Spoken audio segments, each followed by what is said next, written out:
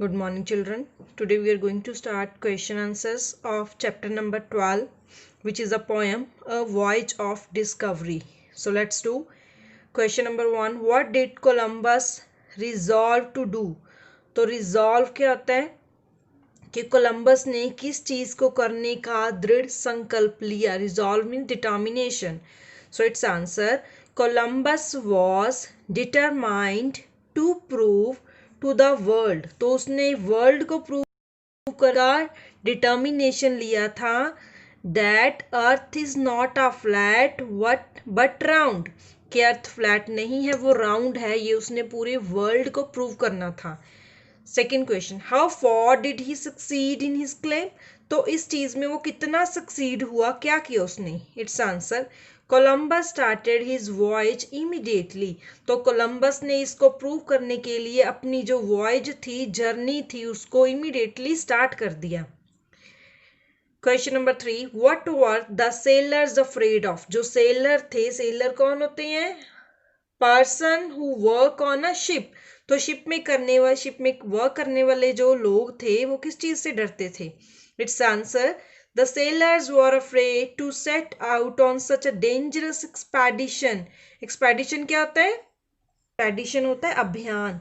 के जो सेलर थे वो डरते थे इस डेंजरस अभियान. अभियान होता है एक मुहिम होती है, जैसे कि कोई चीज स्टार्ट करनी है तो उसको स्टार्ट करने से वो डरते थे. दे ड्रेडेड फॉर लाइफ. तो उनको अपनी जिंदगियों से, अपनी लाइफ से, लाइफ का प्लूरल है लाइफ, तो अपनी लाइफ को लेकर वो परेशान थे. ड्रेडफुल होता है कि वो अपनी लाइफ को लेकर इनसिक्योर थे.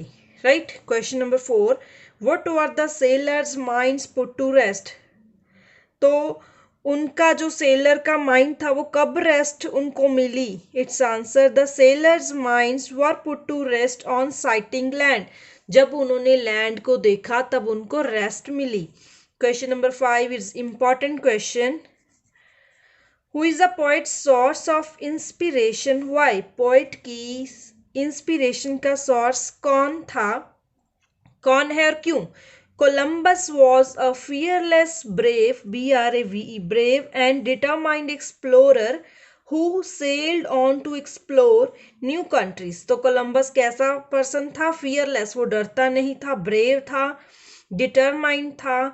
डिटरमाइंड एक्सप्लोरर था, वो सर्च करता रहता था कुछ ना कुछ, जिसने न्यू कंट्री सर्च की और उसने अमेरिका को भी डिस्कवर किया. He was sure of his success. तो उसको पता था कि सक्सेस मेरे को मिलनी ही मिलनी है. He was the poet source of inspiration. तो वो पोएट की इंस्पिरेशन का एक सोर्स था. पोएट उसकी डिटर्मिनेशन से बहुत ज़्यादा इम्प्रेस होता है. तो लास्ट लाइन्स में वो बोलता भी है, I hope that I will be as brave as he was and sail on. Right. So let's do it these question answers again.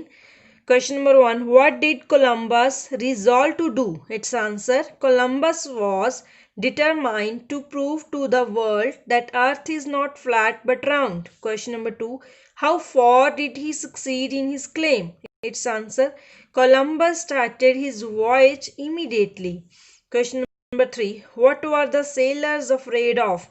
The sailors were afraid to set out on such a dangerous expedition. They dreaded for their lives. Right. Question number 4, when were the sailors' minds put to rest. Its answer, the sailors' minds were put to rest on sighting land. Question number 5, who is the poet's source of inspiration, why. Its answer, Columbus was a fearless, brave and determined explorer who sailed on to explore, PLORE, explore new countries. He was sure of his success and he was a poet's source of inspiration. Right. So these are 5 question answers of chapter number 12. Chapter number 12. Now students, open your English book on page number 102. Its writing skill is left. तो इस chapter number 11 की writing skill रहती थी, जो कि हमने नहीं की. तो write down date and day on this page.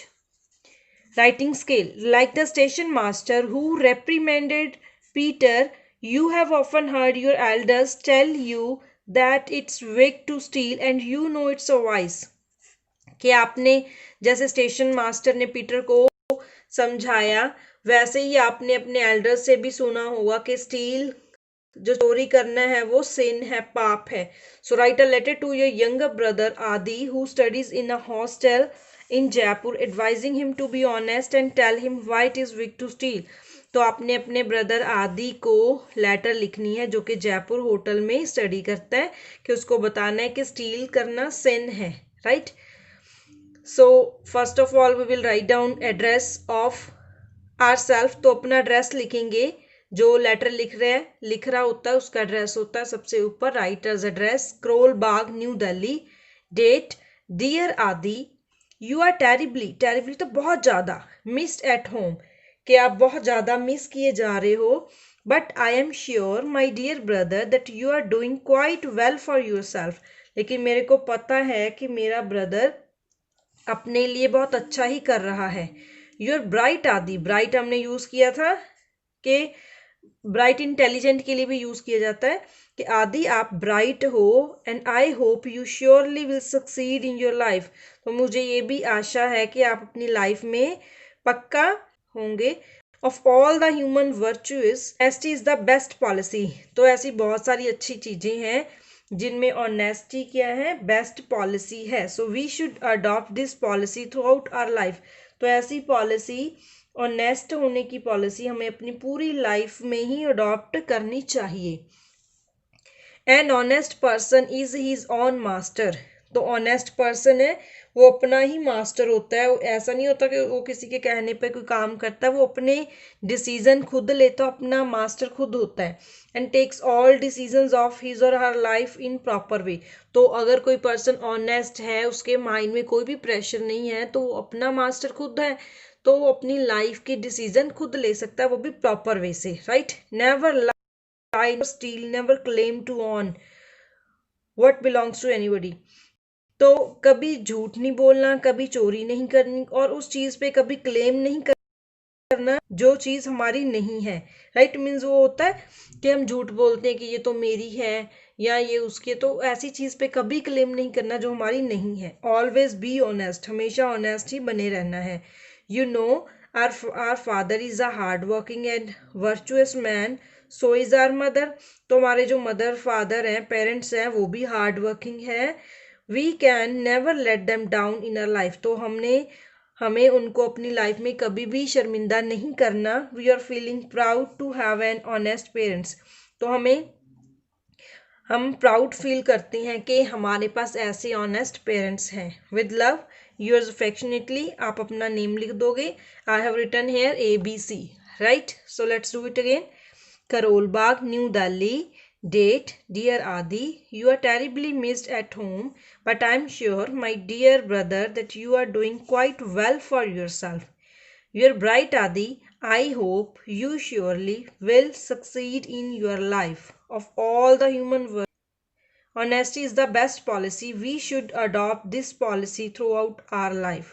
An honest person is his own master and takes all decisions of his or her life in proper way. Never tell, never steal, never claim to own what belongs to anybody. Always be honest.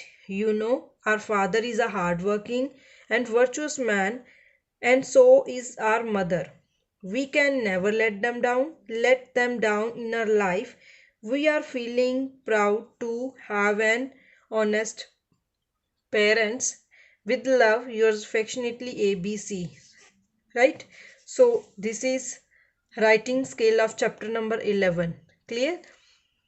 Understand it and note it down in your notebook. We will do the remaining back exercise in our live class. Right? Okay students, thank you.